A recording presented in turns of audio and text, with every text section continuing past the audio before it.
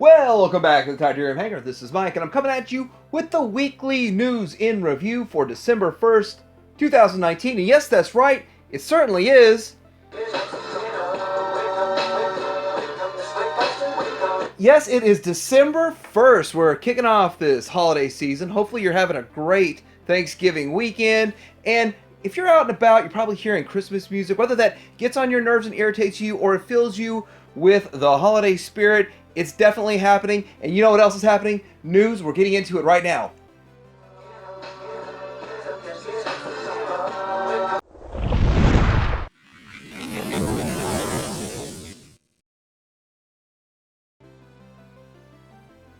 All right, we're going to start off talking about Make Toys and their in-game dirge. This should be coming into stock at ShowZ very soon, within the next few days. And either they already have them and they're processing or whatever. And I really think they have them in hand and they're processing them. But the thing is that we do know that there was some sort of a QC issue. They pulled them back to fix it. They don't want to tarnish their reputation any more than negative crowdfunding experience that they had. But also, in the same time, now we've got listings for pre-orders for their booster ramjet and for their Jetstream thrust. So it looks like they've still got something in the works and they're going to get all of these cone heads out. I would actually guess that they're actually going to reissue their other figures again because they do a lot of reissues themselves. So the Starscream and the Thundercracker and the Skywarp, I would assume down the road they're going to reissue those also. So do you remember these KFC Junkions? Well, they were supposed to make 4 more, which would be a total of 6, and now they're showing up with some new pictures, or maybe they're not new pictures, but they're all showing up for pre-order, which is something new. And of course you can change parts out and customize them and swap pieces and parts, but more or less they're all the same bots, but they have slightly different torsos, some different parts and pieces and accessories, so you can make it look, I guess, however you want. And of course, the idea of Junkions is that they're made of junk, so they shouldn't all look alike. And so you've got a lot of different options, a lot of different customization options, and my big question is anybody going to get all 6 and make a big display? Kind of what I'm thinking is you probably have 3 of them in alt mode, and the other 3 either riding them or part of the display. I mean, that would look actually really good, and I kind of considered that. And here are some different head options. They just threw this picture in so you can see what all you could do with these guys. Next up, we have this Fans Hobby Athena, which is their take on Minerva, which is going to be about 6.69 inches tall, which is going to put it right in line with kind of the RCs, so the other Fembots. I think she looks good. I think she looks pretty clean. It was actually an intriguing figure, and I kind of look forward to getting my hands on her and seeing what all we can do compared to all the other ones. But I like the alt mode on this. It's kind of interesting not having to do some crazy thin plastic and just scary transformation. You can just have a solid figure, and it really looks like it's going to be a solid figure. Also, it's going to be a headmaster. So the cool thing is that, well, I think RCs should be headmasters myself. And when you look at this, and you can see the headmaster can ride inside and all that great stuff. So we have Transcraft putting out their Bumblebee, and so this is like the Bumblebee movie version of Bumblebee. And yes, it looks like the actual Bumblebee and the actual Volkswagen Bug. But let's go ahead and see which of the 3 Bumblebee comparisons look the best. So we have the Transcraft on the left. We have Zeta in the middle, and we have Transform Element on the right. And looking at all of them, it's really hard to tell which one's going to look the best, because obviously the Transcraft's not painted and they don't have all the same poses, I guess you could say. And of course we don't know the exact size of all of them, but they all look pretty much similar. And I just figured putting them side by side and having a look at it, you can make your mind up for yourself which one you think looks the best. So we did have a video this week talking about Bruticus, and thanks for everybody for chiming in on that. And that is, hey, we're getting another Bruticus almost complete. I think he looks pretty good. And now with this add-on kit, adding some height to it, seems to be like he's probably a player in sort of the almost the bigger sizes. so he might work out, and I think this picture makes him look great.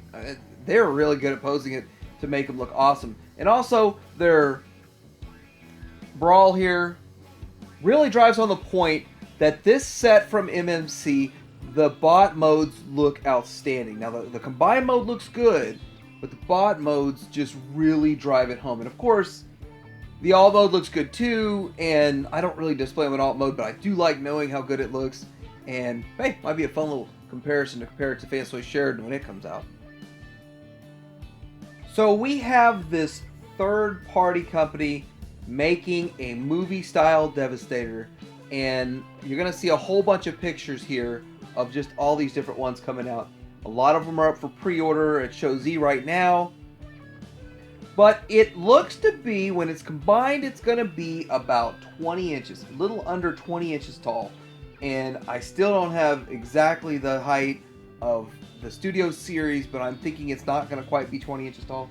And so with this is shaping up to be pretty interesting.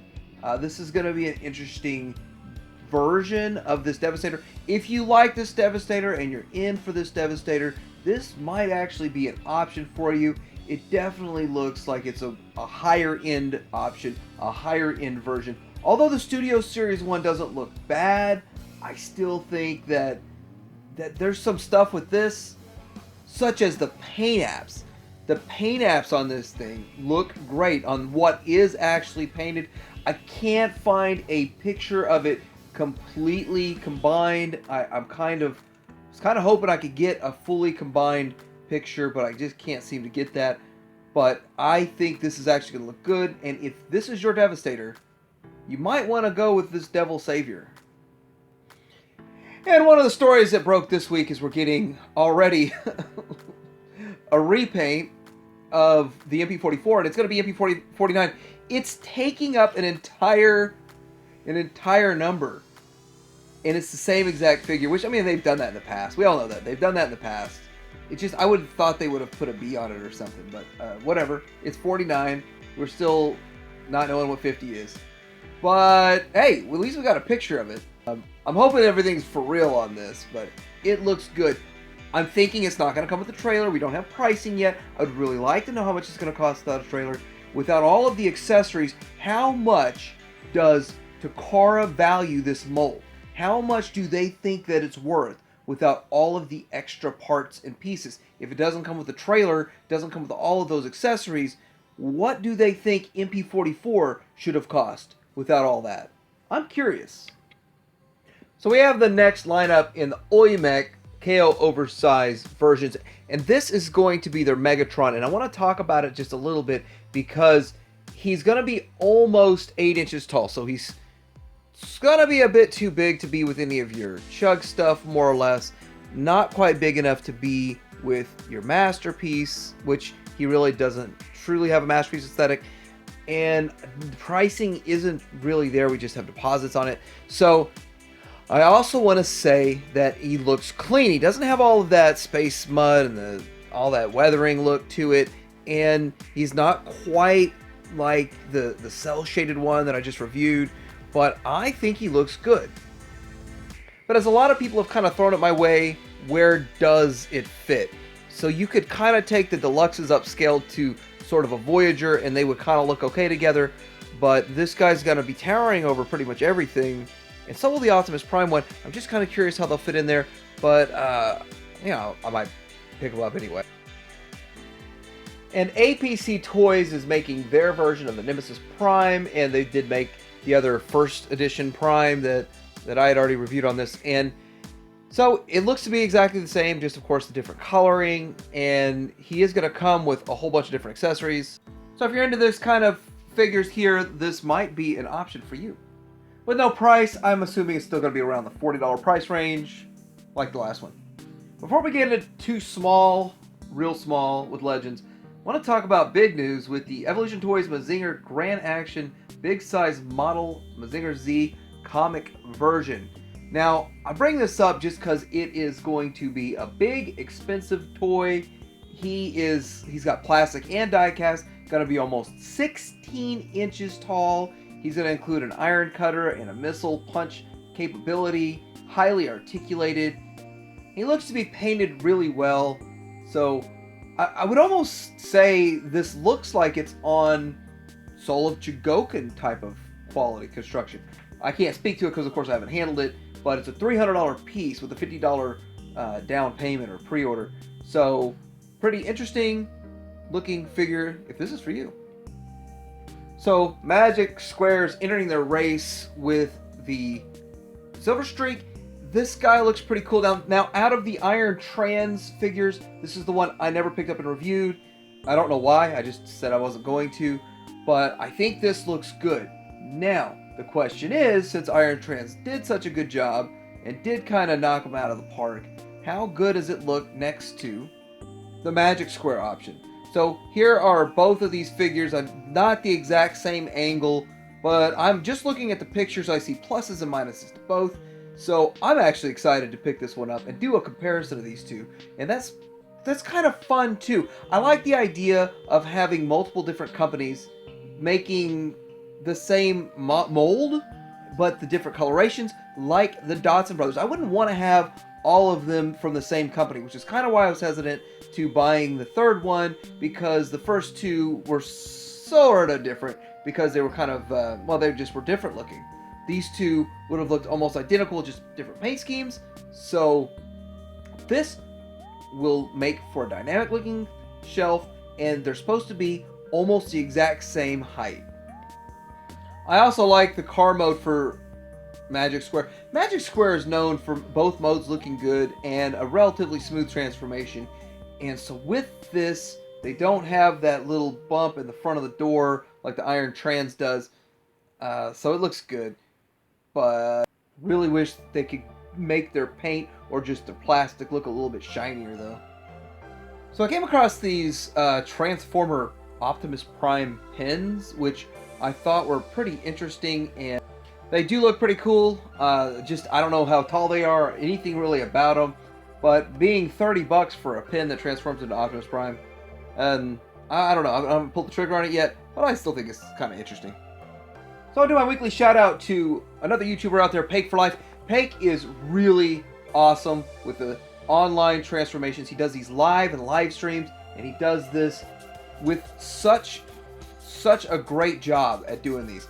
And I also want to say, sometimes he only has it for like 30 minutes before he does his live stream.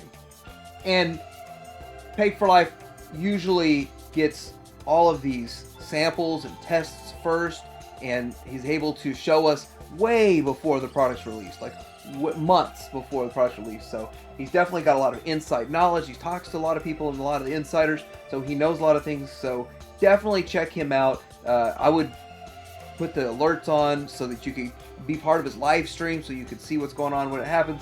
It kind of sucks. I usually miss his live stream, have to watch it later, but definitely great job, Peg. Keep it up. A couple of off-the-wall things I'm going to talk about before we get into some Star Wars stuff here. And if you've been at your Targets, then you might know that there's some turtle NECA stuff. I want to point out how these guys are, this is just probably the top-notch turtle stuff out there. There may be some more like ridiculously expensive stuff, but they're about priced the same as your Marvel Legends or your Black Series Star Wars. And for something like this, this is really cool because these are so awesome. There's also a Rocksteady and Bebop that's out there that, of course, was sold out by the time I noticed them. And I'm not super into turtles, but I think these look so good, it's worth picking up for me. And we've all heard about Toys R Us coming back, so there's one in New Jersey that just opened up, or is in the process of opening up, or I'm not sure what day it opened. But the thing is, it is completely different. It's not going to be a gigantic, huge store. They're going to pop up in small stores, and they've just changed the format. Hopefully, it's all about the experience and all that. I just don't know how long it would take for them to even get one in every state. It's going to be a long road to recovery for Toys R Us, but hey, I'm excited because I like the brand name. I just hope that they could compete on price, because that was where their biggest problem was in the past. They could not compete on price. The product stayed on the shelf, got stale, no new stuff. That was a problem for Toys R Us. Can they fix that this go around? First thing I want to talk about is this Heavy Infantry Mandalorian. This Heavy Infantry Mandalorian is a pretty cool figure. You can order it straight from Best Buy or stop in your Best Buy and see if they have one. But I just ordered one myself. I think it's pretty cool. It's one of those things, I don't know if Mandalorian stuff is going to be pushed out in full force like a movie. And it just seems from a business standpoint, they would go a little lighter on the Mandalorian stuff, but they're heavier on the movie stuff. But that would just be my opinion, my perspective. Also, with the Best Buy, they have the IG-11. I haven't seen IG-11 anywhere else but Best Buy, but I wasn't aware that it was a Best Buy exclusive. I know the Heavy Infantry Trooper is, but the IG-11 I thought was a widespread release, and so I'm seeing that that's the only place I can get a hold of it. So I picked one up in a Best Buy today. I was actually traveling. I wasn't even out of state today. I guess yesterday when you guys watched this. Now we did get to see this character, Cara Dune, that we've all been, I've been wondering about her, and finally got to see her in this last episode. I won't put any spoilers out there. I mean, if you say we introduced a new character that we've already had a figure of, I can't call that a spoiler. But I do want to say the Mandalorian show is still great. I'm enjoying every episode, and I really hope that they continue into the second season. I heard they already started filming it, but then there's rumors like they might cancel it. Don't cancel it. Keep it going. So if you're looking to get some Star Wars stuff, maybe even pre-order some stuff, Entertainment Earth's having a pretty decent sale, and Dorkside Toys is having a really big sale. So you might want to check them out for some of this Star Wars Black Series figures, and I'm kind of looking forward to a couple of them. A couple of them I feel like are just redundant and unnecessary.